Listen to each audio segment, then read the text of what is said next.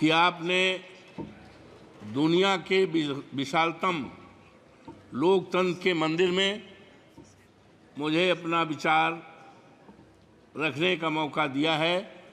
मैं आपके प्रति बहुत ही आभारी हूँ और आज इस आदरणीय सदन में उन तमाम माननीय सदस्यों के प्रति आभार प्रकट करता हूँ, उनका अभिनंदन करता हूँ, स्वागत करता हूँ, बधाई देता हूँ जो आज इस महान सदन में अपने अपने क्षेत्रों से जीत के आए हैं।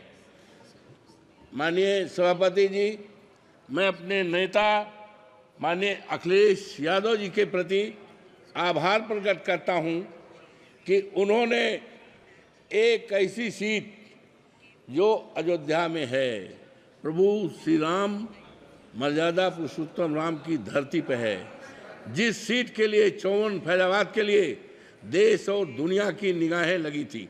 और आज मान्यवर, आज जब चुनाव हो गया है, जब वहाँ की देवतुल्य मतदाताओं ने मुझे चुनाव जिताकर भेजा है, तो आज केवल हिंदुस्तान में ही नहीं सारी दुनिया में चर्चा है। मान्यवर, मैं देवतुल्य मतदाताओं को आभार प्रकट करता हूँ, प्रभु श्री राम के प्रति अपनी आस्था और आभार प्रकट करता हूँ। और मैंने महामहिम राष्ट्रपति जी के अभिभाषण को सुना और देखा। मान्यवर, ये 29 पृष्ठ का है, लेकिन मुझे खेद है कि महामहिम राष्ट्रपति जी का नाम यहाँ होना चाहिए था, जहाँ संसद के समक्ष भारत के राष्ट्रपति का अभिभाषण। ये दुनिया के में किस तरह के मैसेज जाएगा, हमारे देश में कौन से राष्ट्रपति हैं, उनका क्या नाम है, इसको मान्यवर होना चाहिए था। मान्यवर, मुझे बड़ा ही आश्चर्य हुआ जब ये 29 पेज के अभिभाषण में कहीं पर भी अयोध्या का नाम नहीं है, मर्यादा पुरुषोत्तम राम की धरती का नाम नहीं है, जहां से मर्यादा केवल अयोध्या में ही नहीं सारे देश में मर्यादा अंकित हुई है, उसका कहीं चित्रण नहीं है। मान्यवर, मुझे बड़ा ही अफसोस हुआ कि अभी परसों मैं गया था अयोध्या में, वहाँ की गलियों को देखा था, कीचड़ भरा है।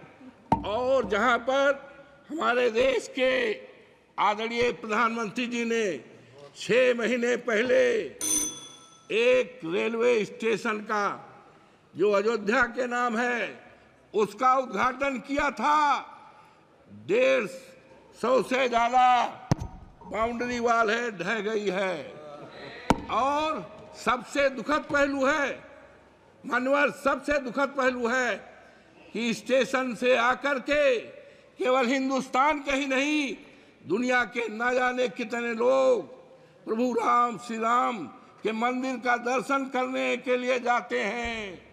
1 किलोमीटर की सड़क है, इतनी गंदगी है, इतनी गंदगी है कि लगता है सारी दुनिया की गंदगी अयोध्या में आ गई है। अब कैसे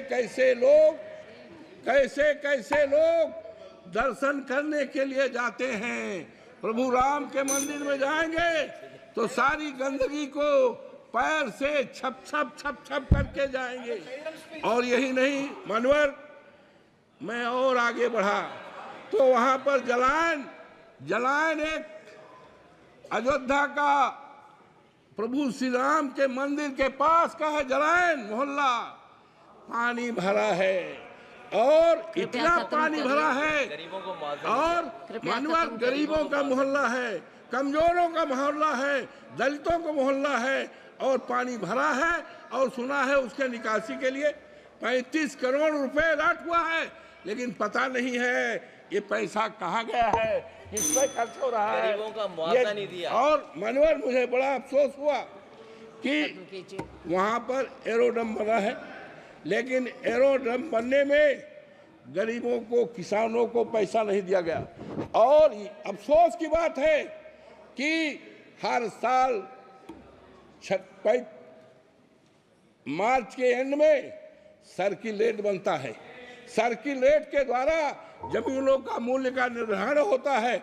लेकिन अफसोस के साथ कहना पड़ता है, हमारे उत्तर प्रदेश के हर जिलों में सर्किल रेट बना है, लेकिन आज 7 साल हो गया है फैजाबाद के, अयोध्या के किसानों की जमीनों के लिए सर्किल रेट न बनने के कारण उनकी जमीनों को कौड़ियों के दाम पर बाहरी लोगों को बसाने का काम किया है। हमारे नेता के पास न जाने कितने लोग आए, लेकिन हम कह के आए इमानुअल कि हम मुआवजा दिलाएंगे, हमारे नेता ने कहा था, लेकिन मुआवजा नहीं मिला।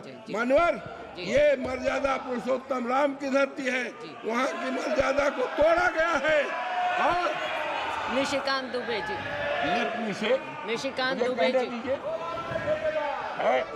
धन्यवाद। वहाँ की मर्यादा को तोड़ा गया है, गरीबों के घर को ढहाया गया।